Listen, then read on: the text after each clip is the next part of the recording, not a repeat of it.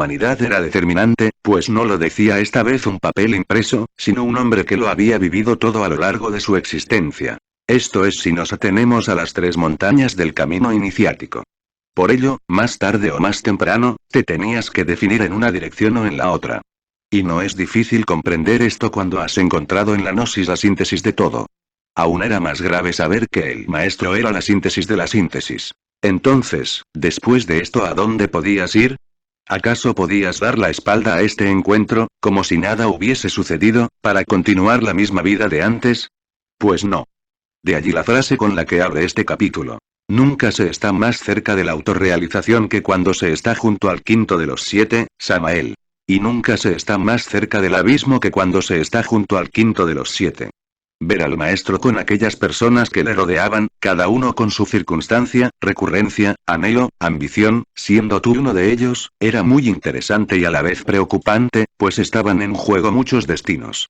El maestro cumplía con su deber, imprimía entusiasmo y nos daba la fuerza para tan dura empresa, como lo es este camino. Y sobre esta base cada uno de nosotros hacía sus planes para el futuro, contando con la ayuda permanente de ser, ignorantes de que el futuro era ese momento, pues poco le restaba al maestro de vida física y poco futuro pacífico vemos ahora para esta humanidad. Los pocos que intuían el poco mañana que restaba a sus vidas se alistaban inmediatamente como misioneros. Luego me enteraría, por comentarios mismos del maestro, de que cuando una persona llegaba a su casa, él sabía de antemano por su grado de intuición la verdadera causa de esta visita, cuánto tiempo permanecería y sus posibilidades de cara a la autorrealización, y él, por amor, a todos los atendía por igual. Algunos de estos eran portadores de proyectos organizativos para sus comunidades gnósticas, a veces en forma de documentos, para que tan solo se hicieran algunos ajustes e inmediatamente se firmaran. El maestro sabiendo, en algunos casos, las consecuencias que vendrían si no les daba la autorización, estampaba su firma. Luego diría el maestro muy en privado que tal proyecto no tendría éxito y así se cumplía. Es muy difícil ser imparcial cuando se cuentan anécdotas de la vida de alguien. Mucho más si estas son las de alguien tan especial como el maestro Samael, con sus capacidades esotéricas tan fuera de lo común en nuestro tiempo, pues es muy normal que nuestra subjetividad o punto de vista se confunda con la realidad en la que vivía el maestro, y como es natural, añada uno su propia perspectiva. Por ello, cuando se relatan las experiencias físicas de alguien con el maestro Samael, debemos hacer un esfuerzo para percibir la naturaleza original de la enseñanza que allí se está transmitiendo. Cuando leemos dos relatos o los escuchamos en viva voz de sus protagonistas, referentes a un mismo aspecto de la vida con el maestro, percibimos esas notables diferencias. Sin embargo, debemos dar las gracias a quienes han publicado todas esas maravillosas vivencias, pues acercan al maestro a los que no tuvieron esta dicha de conocerlo físicamente, y a los que lo conocieron físicamente avivan importantes recuerdos. Así que contaré mi versión de algunos instantes de aquellos días, que no es mucho, pues mi propio modo de ser, tímido, me mantenía siempre a una distancia prudente. Probablemente, porque no tenía mucho que ofrecer, más bien mucho que esperar y que hacer. Cuando vine a este mundo, en Venezuela, en el año 1950, año en que fue juzgada y condenada la humanidad, como lo expone el maestro en su libro La Revolución de Bell, el maestro estaba en Colombia publicando su primera edición del Matrimonio Perfecto o Puerta de Entrada a la Iniciación. Habiendo recibido el maestro el fuego del Kundalini en el año 1947, se encontraba en aquella fecha en su primera serpiente de fuego. De este proceso nacerían otros libros, ver orden cronológico y esotérico de las obras escritas del V.M. Samael Aun Weor en el próximo capítulo. Conocí la gnosis en el año 1968. En ese momento el maestro se encuentra viviendo en México, ha concluido la primera montaña, 5 serpientes de fuego y 7 serpientes de luz con la coronación de la octava iniciación Venusta. Ha terminado los 9 primeros trabajos de Hércules, correspondientes a la segunda montaña, la resurrección. Ha sido declarado muerto, psicológicamente hablando, pero debe eliminar los gérmenes del yo y destruir la falsa personalidad, trabajo que realizará en un tiempo no menor de 8 años, tal y como lo explica el mismo maestro en su obra Las 3 montañas. ¿Por qué me remito a la vida iniciática del maestro antes de decir cómo le conocí? Porque de esta manera podrá el lector tener una idea somera de quién era aquel ser que muchos tendríamos la oportunidad de conocer y escuchar. Como miembro activo de un lumisial gnóstico, había leído casi toda la literatura del maestro publicada a ese momento. Entonces el movimiento gnóstico se expandía cada día más. Aquellas ediciones sencillas casi siempre portaban alguna fotografía del maestro, y siempre contrastaban unas con otras, porque en todas se veía diferente. Y al final de estos libros siempre leíamos lo que se podría denominar una advertencia. Amigos míos, os ruego en forma muy encarecida no remitirme por correo, ni por ningún otro medio, alabanzas, adulaciones ni lisonjas. Toda carta portadora de tales vanidades será devuelta inmediatamente. A esto se sumaba la invitación a que más bien le escribiéramos, claro está, para tratar aspectos doctrinarios, inquietudes, dudas que eran muchas, pero estas aún no tenían la profundidad esotérica, pues joven era aún la institución. Invitación fraternal todos los que después de estudiar esta obra gigantesca quieran avanzar más en el campo del esoterismo gnóstico deben escribir al autor del libro. Estamos resueltos a ayudar a todos los que toquen a nuestras puertas. Pedid y se os dará, golpead y se os abrirá. Nota final. El maestro Samael aún promete contestar toda carta. Ninguna carta quedará sin respuesta. De este modo se iniciaba el primer contacto físico con el maestro, aunque de momento solo fuera epistolar. Era una gran alegría que el cartero llamara a tu puerta para entregarte una carta de la sede patriarcal, una carta muy sintética del maestro, lo cual no le restaba profundidad, sabiendo de antemano que no eras digno de que alguien como él se molestase en responder a tus inquietudes.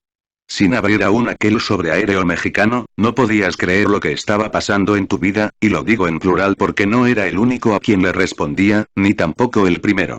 Abrías con cuidado el frágil sobre, sabiendo que aquello era ya un documento. Leías su contenido, repito, muy sintético en comparación con la extensa y explicativa carta que tú le habías escrito. Su contenido era un sello que quedaba estampado en tu alma para siempre. Y al final de aquellas sabias letras, la inconfundible despedida del maestro que, aunque siempre era la misma, volvías a leer para descubrir tal vez algo más en su contenido literal. Decía más o menos así. Que vuestro Padre que está en secreto y vuestra divina Madre Kundalini os bendigan. Y debajo de esta frase la majestuosa firma del maestro. Aquello era un relámpago del cielo. Una rúbrica con la particularidad del genio de la fuerza. Se podría decir que era extremadamente grande, que denotaba su carácter guerrero.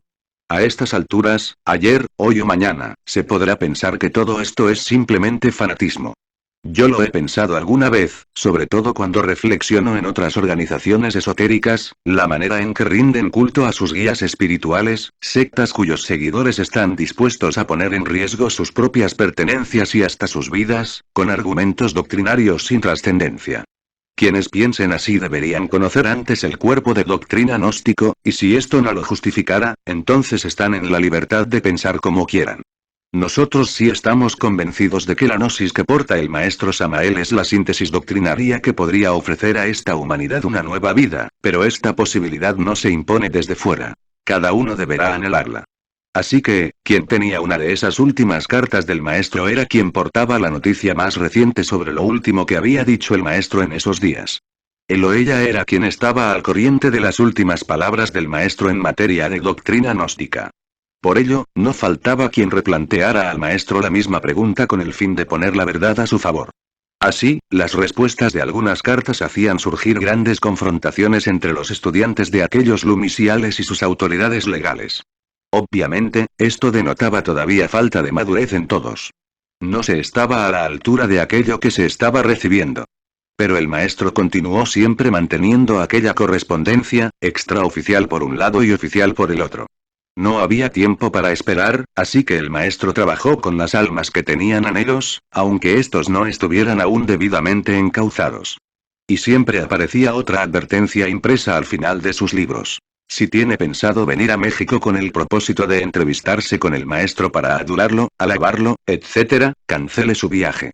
Al maestro solo le interesa que siga a su ser interno, que trabaje en el despertar de la conciencia, etc., etc. Con esto terminaba la curiosidad por conocer físicamente al maestro, así que a cada uno no le quedaba más remedio que formarse su propia imagen física de él. Un día se anunció la visita de algunos discípulos del maestro, que vendrían de Colombia a Venezuela, personas que habían conocido en carne y hueso al maestro. Aquello fue el acontecimiento del año. Personas sencillas, gente de campo, que habían convivido con el maestro en la llamada Sierra Nevada de Santa Marta, que habían escuchado directamente su mensaje. Entonces, los entusiasmos se potenciaron al máximo, pero sin duda nuestras almas sedientas de aquella sabiduría se saciaban por un lado, y por otro lado abrigaban siempre la esperanza de poderle conocer un día físicamente. Cuando asistía a estas reuniones en nuestros lumisiales gnósticos, donde los temas gnósticos tenían siempre como centro las anécdotas del maestro, nunca entendí por qué él no se podía desplazar desde México a estos lugares. Se nos decía que no tenía el permiso de la Logia Blanca para hacerlo. Era una buena respuesta, pero no comprendíamos su alcance esotérico. Luego supimos que el maestro había cuestionado también a la Gran Logia Blanca con esto. Les decía el maestro. Blavatsky, Krishnamurti, Gurdjieff, Krumeyer, etc., todos estos maestros han viajado por todo el mundo. ¿Por qué se me tiene prohibido a mí viajar fuera de México? Y esta era la respuesta que se le daba al maestro. Porque pones en peligro tu vida.